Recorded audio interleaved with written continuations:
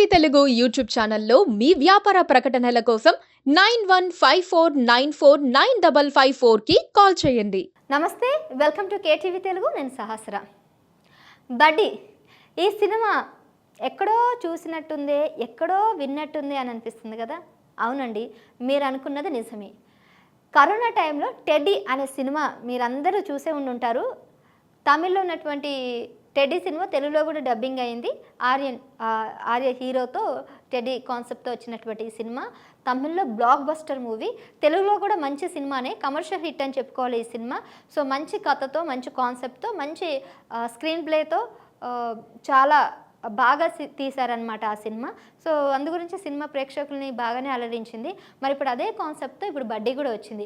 మరి సేమ్ సినిమాని ఎందుకు తెలుగులో మళ్ళీ అల్లు శిరీష్ ఎందుకు తీశాడు? బడ్డీ ఆల్రెడీ టెడ్డీ చూశారు కదా, మరి బడ్డీ చూస్తారనే డౌట్ వాళ్ళకు కూడా వచ్చి ఉండాలి కదా.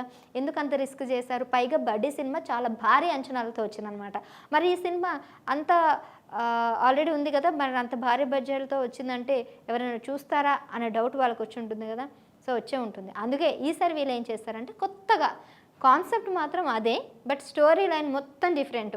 అసలు టెడ్డీ సినిమాకి బడ్డీ సినిమాకి పెద్దగా కొద్ది కూడా ఏం స్టోరీ లైన్ అయితే మ్యాచ్ అవ్వదు, బట్ కాన్సెప్ట్ అండ్ సబ్జెక్ట్ అయితే సేమ్గా ఉంటుంది. సో ఒక మనిషి ఆత్మ ఒక టెడ్డీ బేర్లోకి వెళ్తే ఆ తర్వాత వాళ్ళ లైఫ్ స్టోరీలో జరిగినటువంటి కథను తీసుకొని సినిమాని తెరకెక్కించారు. సో సేమ్ టెడ్డీలో కూడా అదే జరిగింది, కాకపోతే కథ వేరు, ఇక్కడ కథ వేరు. మరి ఈ సినిమా బడ్డీ కథ విషయానికి వస్తే హీరో ఒక పైలట్ అనమాట.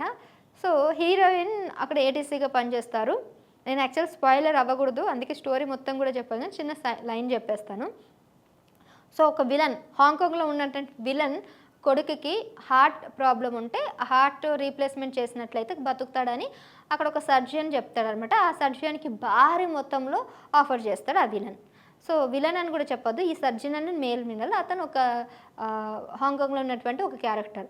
అతను భారీ మొత్తంలో డబ్బులు వెచ్చించేసరికి సో ఇంత డబ్బు వస్తుంది కాబట్టి ఖచ్చితంగా ఎవరినైనా ఈ హార్ట్ సర్జన్ రీప్లేస్ చేయాలని చెప్పేసి సో మనుషుల్ని వెతికే పథంలో ఇండియాలో ఉన్నటువంటి ఒక పర్సన్ని తీసుకోవడానికి వాళ్ళని కిడ్నాప్ చేసి వాళ్ళకి సంబంధించిందంతా కూడా మాయం చేయడానికి ట్రై చేస్తూ ఉంటాడనమాట.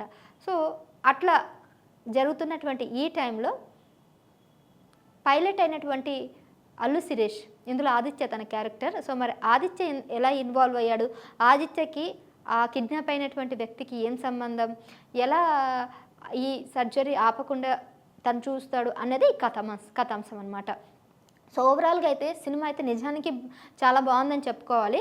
ఎందుకంటే అల్లు శిరీష్ ఎప్పుడూ కూడా మంచి కథలతోనే ముందుకు వస్తూ ఉంటాడు. ఇంతకుముందు గతంలో చూసుకున్నట్లయితే చాలా సినిమాలు నాకు సరిగ్గా పేరుకి గుర్తు రావట్లేదు నోటికి. సో ఆ సినిమాలన్నీ కూడా మంచి కథలతో వచ్చినటువంటివి, బ్లాక్ బస్టర్స్ అవ్వకపోయినా, కమర్షియల్ హిట్ అవ్వకపోయినా కూడా మంచి పేరే తెచ్చుకున్నాయి.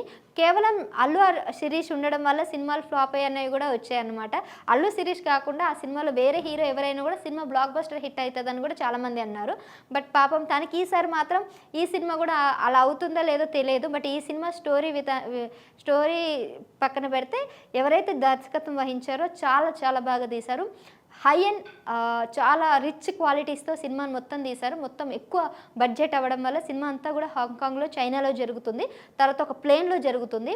సో ఇదంతా ఒక ఎయిర్పోర్ట్, ప్లేన్, ఇదంతా భారీ లొకేషన్లో జరగడం వల్ల ఖర్చు కూడా ఎక్కువ అయింది.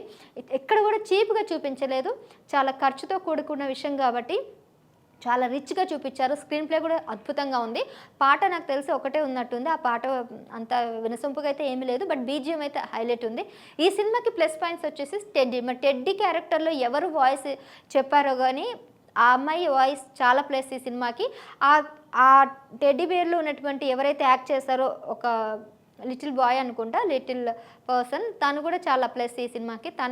ఆ సినిమా మొత్తానికి టెడ్డీనే హీరో అని చెప్పుకోవాలి. సో వన్ మ్యాన్ షో ఎవరైనా ఉన్నారు ఈ సినిమాకి అంటే అది Teddy. At the same time Allu Sirish కూడా చాలా బాగా పర్ఫామ్ చేశారు ఈ సినిమాలో. ఇంకా మిగిలిన విషయాలకు వచ్చినట్లయితే ఫైటింగ్ కానీ, స్క్రీన్ ప్లే కానీ, మ్యూజిక్ కానీ, కొరియోగ్రఫీ కానీ, డ్యాన్స్ కానీ, ఇవన్నీ కూడా చాలా బాగానే ఉన్నాయి. సో నిర్వహణ కూడా చాలా బాగా తీశారని చెప్పుకోవాలి. సో మొత్తానికైతే ఈ సినిమా అల్లు శిరీష్కి చాలా ప్లస్ అవుతుంది, ఒక కమర్షియల్ హిట్ అవుతుందని నేను అనుకుంటున్నాను. చూద్దాం మరి ఇంకా కొన్ని రోజుల్లో వేరే సినిమాలు ఏవి రాకపోతే దీన్ని మించినవి ఈ సినిమా డెఫినెట్గా హిట్ అవుతుంది, లేదా దీన్ని మించిన మంచి సినిమాలు వస్తే ఇది యావరేజ్గా నడుస్తుందని నేను అనుకుంటున్నాను. సో ఓవరాల్గా ఈ సినిమాకి నేను ఇచ్చే రేటింగ్ ఏంటంటే అవుట్ ఆఫ్ 5 3 ఇస్తున్నాను. సో సినిమా అయితే బాగుంది, మీరు కూడా ఒకవేళ చూడకపోతే వెళ్ళి చూడండి, ఒకవేళ చూసినట్లయితే మీకేమనిపించిందో కింద కామెంట్ చేయండి. Please subscribe to Please subscribe to KTV Telugu. KTV Telugu.